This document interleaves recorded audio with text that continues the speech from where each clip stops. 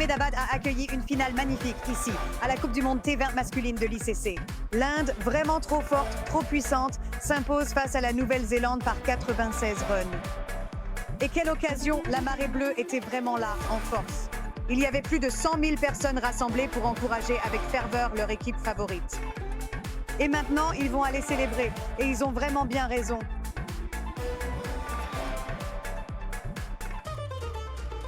Merci beaucoup d'être avec nous. Archa Bogle, Simon Dull sont toujours à mes côtés. Quelle nuit, messieurs! Quel tournoi absolument incroyable nous avons vécu jusqu'ici.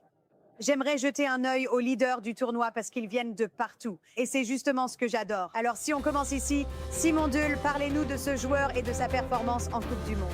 Ouais, la plupart des courses dans n'importe quel T20, Coupe du Monde ICC des hommes pour Saïbzada Farhan, exceptionnel en tête de l'ordre de frappe. Dommage que le reste de l'ordre de frappe n'ait pas suivi, car il a été tout simplement superbe. Il a trouvé la limite très souvent. 383 runs pour le Pakistan. Ils n'ont pas réussi à atteindre les demi-finales, ce qui a été vraiment dur pour eux. Cependant, lui a été tout simplement brillant, le joueur le plus marquant à la batte. Saif Samson n'a eu que 5 manches, seulement 5 manches pour inscrire 321 runs.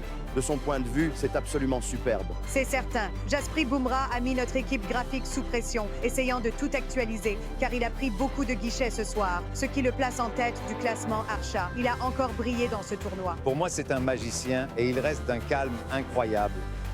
Quand tu le regardes, tu te dis qu'il a un cerveau de scientifique qui tourne en permanence. Et c'est presque comme s'il pouvait exécuter exactement le lancer demandé. Son cerveau lui dit: une balle lente qui plonge extérieur off-stump et son corps obéit aussitôt. Oui, chef. On a vraiment l'impression, Dooley sait mieux que personne à quel point c'est difficile. Oui, et j'ai utilisé de nombreux superlatifs pour parler de lui tout au long de ce tournoi, pour être honnête, parce que je l'admire énormément. Actuellement, c'est clairement lui le meilleur lanceur rapide à balle blanche dans le jeu. Yuvraj Shamra, c'est difficile pour n'importe quel Kiwi d'en parler, mais quelle incroyable manche face à la Nouvelle-Zélande. Qu'avez-vous aimé chez ce jeune homme et dans ce qu'on a vu des nations associées? Ce que j'ai aimé, c'est qu'ils n'ont pas été impressionnés par l'événement. Voilà un gamin de 19 ans qui affronte des lanceurs de classe mondiale et qui se dit « Très bien, je prends mes responsabilités à la batte. Vous savez quoi? Ma place est vraiment ici, sans aucun doute. » Et c'est exactement ce que j'ai aimé chez tant d'équipes, oserais-je dire, les moins cotées. Ce niveau de confiance qui les caractérise tant, oui, elles vont de plus en plus poser de gros problèmes aux autres équipes. Absolument. On doit parler de lui très vite. Mario Shepard, vous l'avez vu aux 4 coins du globe, Simon Dull. Sa performance n'a rien de surprenant. Non, avec en plus un triplé dans ce 5 guichets. 5 guichets dans le tournoi, mais lui a signé les meilleurs stats du tournoi avec 5 pour 20. Un vrai polyvalent. Il envoie la balle hors du stade à la batte et fait le boulot au lancer quand il faut. Junaid Siddiqui, sa performance pour les Émirats contre le Canada a été superbe. Nabi aussi. Andrew Ellis contre l'Irlande pour l'Australie. Et puis ce match, quel moment idéal pour le faire. Pour s'inviter à la 5e place, Jasprit Bumrah ce soir en finale contre la Nouvelle-Zélande. Tout simplement incroyable. Donc une liste avec quelques excellents polyvalents et quelques très bons lanceurs. Et maintenant, on va longuement parler de lui. Sanju Samson, le plus grand nombre de 6 dans cette campagne.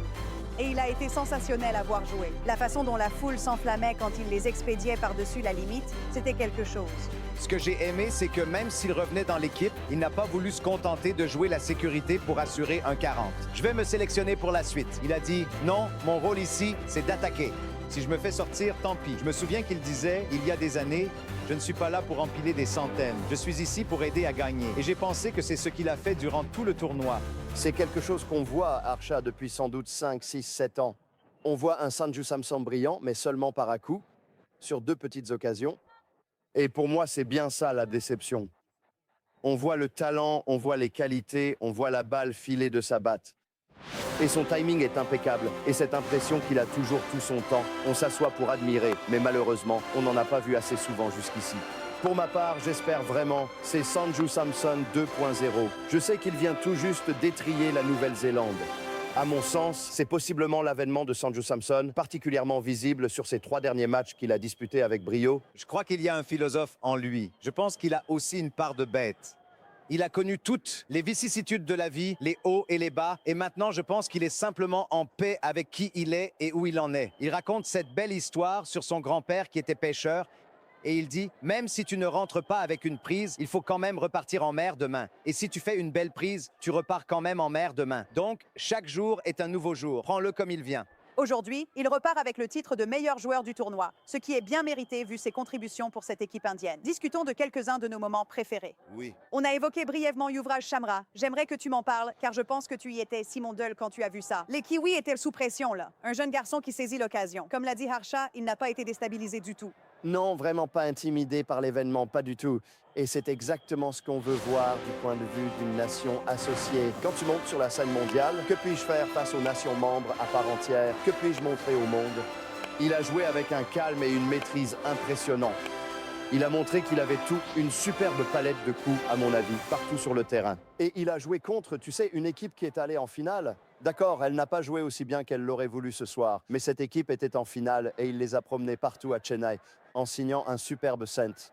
Et je pense qu'il va continuer à grandir et encore une fois, on en revient à que peuvent faire les autres équipes. Rendez-vous au Canada, affrontez ces gars plus souvent, donnez-leur davantage d'exposition au niveau international face aux meilleures équipes et vous verrez plus de ces jeunes émerger chez les nations associées et du palier suivant. J'aime les appeler les nations du palier suivant. Oui. Le palier juste en dessous de ce 12 à 18-20 qu'on avait ici dans ce tournoi. Un peu à l'image de Van Schalkwyk qu'on a vu face à l'Inde. Une superbe prestation avec 4 guichets pris.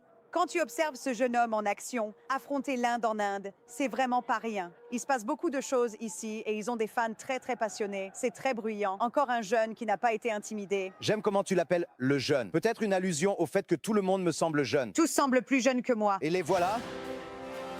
Il vient d'Afrique du Sud. Il a montré ce même esprit qu'on voit chez beaucoup de lanceurs rapides sud-africains, puis il est parti aux États-Unis et il a enchaîné prestation après prestation après prestation. Et ce match contre l'Inde, croyez-moi, ils ont fait trembler l'Inde. Ils étaient à une prise près de faire trembler l'Inde dans ce tournoi. L'autre aspect avec les équipes de niveau suivant, c'est qu'elles effraient vraiment les grandes équipes. Mais j'ai vraiment adoré sa manière d'être toujours présent. Il était là, c'est sûr. Tu as raison, ces frayeurs m'ont plu et il y en a eu beaucoup. D'équipes associées qui l'ont fait. Mais tu connais l'adage, les prises gagnent les matchs. Et on l'a encore vu, mais aucune prise, à mon avis, n'a égalé celle d'Aksar. Et ce qu'il a fait à Mumbai l'autre soir, dans cette deuxième demi-finale contre l'Angleterre, il a été tout simplement superbe, Simon Dull. Je l'ai mentionné après le match, c'est vraiment l'un des héros de l'ombre du cricket indien pour moi. On ne le cite pas toujours aux côtés des grands noms comme Abhishek, Surya, Hardik ou Bumrah, mais je peux vous assurer que ce gars-là ne laissera jamais tomber une équipe, jamais. Que ce soit à la batte, au lancer ou dans le champ, il est un vrai crack dans les 3 compartiments du jeu, sans aucun doute pour moi. Il est incontournable dans chaque équipe indienne en format à balle blanche et même au format test. Regardez la distance parcourue. C'était l'une des plus belles prises. Entre celle-là et la prise de Glenn Phillips à Colombo, les 2 meilleurs du tournoi, à mon avis. Sur celle-ci, le terrain qu'il parcourt et l'intelligence de réaliser que Shivam Dube, c'était bien ça. Se tenait juste là. Il court le long de la corde. La remet à Dube d'un geste du poignet, avec une nonchalance totale. Ouais, et je vais te dire, ce que j'ai vraiment adoré là-dedans, c'est qu'il court à toute allure, et pourtant, il relâche la balle suffisamment doucement pour que cela semble sans effort, pour atteindre le joueur de champ. Avec douceur. Voilà, quand tu fonces à cette vitesse, Et en plus, non, je crois. Donc il est gaucher et il la relâche aussi de la main droite. mais chaque fois que vous voyez l'Inde en difficulté, vous voyez un homme se dresser et c'est Aksar Patel. Oui, il a fait un travail superbe dans ce tournoi. Mais il y a eu quelques surprises. On a parlé de quelques frayeurs. Parlons des surprises. Et tu suggérais peut-être un aller-retour express en Australie, Simon Dull, que certaines équipes en tournée puissent passer jeter un œil. Regardez ces 2 Kiwis qui s'amusent. On n'y peut rien parfois. Mais oui, c'était un choc de voir l'Australie sortir si tôt dans cette compétition, sachant qu'ils savent gagner des tournois. Tu l'expliques par quoi? C'est une équipe qui ne sait pas vraiment où elle en est actuellement. Et je pense que beaucoup de gens, si tu écoutes les experts australiens, ils parlent souvent de sélection. Pourquoi Steve Smith n'était-il pas là après ce qu'il avait fait en Big Bash? Ils n'ont pas tout à fait réussi leur sélection. Des soucis de blessure. Quand tu penses à Cummins, Hazelwood, Stark, ce sont 3 des meilleurs lanceurs que l'Australie ait produits. C'était le moment de victoire pour le Zimbabwe. Observez autour. Un petit run-out pour conclure cela. Mais il se passait bien plus de choses dans ce match. Les célébrations qui ont eu lieu autour de ce que le Zimbabwe a accompli, avec Blessing Muzarabani qui a brillé au guichet, ils ont adoré. Et c'est ça qu'on veut voir. On veut voir ces équipes tester les soi-disant cadors du tournoi. Et c'est exactement ce que le Zimbabwe a réussi. On n'a pas vu d'équipe classée entre la 15e et la 20e place créer l'exploit, mais elles ne sont pas passées loin. Il y a eu des moments où tu avais vraiment envie que le Népal fasse un peu mieux, qu'il en gagne au moins une. Les États-Unis, peut-être, auraient aussi pu surprendre. C'est ce qu'ils apportent au tournoi. J'ai adoré le concept. J'adore avoir 20 équipes dans ce format. Pour moi, c'est ça la croissance du jeu. Et ce tournoi a toute sa place dans le format T20. Et on sent cette progression. Je pense que tout le monde, tous les fans dans le monde qui regardent ça, l'ont vu. Archa, qu'en penses-tu? Il y avait un peu de scepticisme au départ. Certains se demandaient si ce n'était pas juste un tournoi en 2 parties. Attendons que le vrai tournoi commence.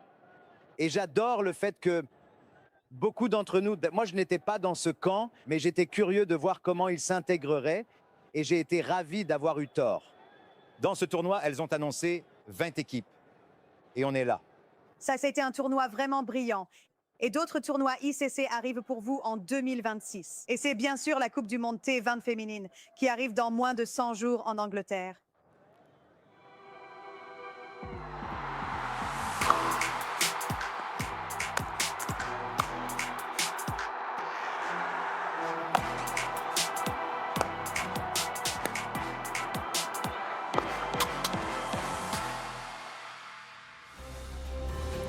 La Nouvelle-Zélande peut-elle défendre son titre? Et le match d'ouverture, c'est l'Angleterre contre le Sri Lanka à Edgbaston à Birmingham. Et la finale, bien sûr, se jouera à Lord's lors des mois de juin et juillet. Vous ne voudrez absolument pas la manquer, c'est un événement incontournable. Très bien, merci beaucoup les gars pour votre temps ce soir. On a toujours le trophée, les fans, ils sont encore tous là. Quel tournoi sensationnel! Félicitations à tous ceux qui y ont contribué. Félicitations à l'Inde et merci beaucoup de nous avoir suivis. C'est vraiment notre grande année